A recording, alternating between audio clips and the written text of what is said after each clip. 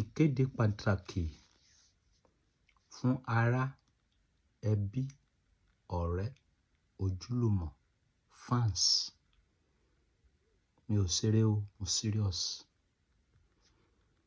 Láti wákàtí anybody tó bá mọ̀ pé ara ò fẹ́ fọ́ ojú òun, pé ara ò fẹ́ pa òun, kó má tún wọ DM mi mọ́ pé I need help. Ìgbésẹ̀ wà lọ́rùn mi. Sápá tí mú mi this time around. Ìgbà tí mo ní mò ń ṣe o. Lọ́wọ́ yìí, anybody ni mo pè, anybody at all. Tó bá ti wọ DM wa, tó bá sọ pé Ọba Solomon I need your help, mo sign ní blocking.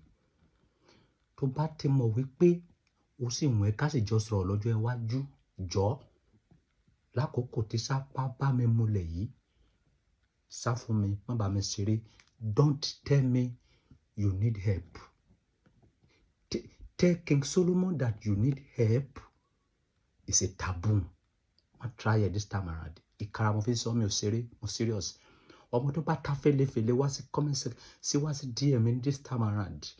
Ẹ̀yin tẹ́ ń bèrè mi lórí line Ọba Solomon ẹ wá sórí line kí ló ṣẹlẹ̀? Mi ò rówó fi ra data. Sápá yẹn ti mú mi gan, ti wọ̀ mí lọ́rùn. Mo ti já yín tán bẹ́ẹ̀ yẹn.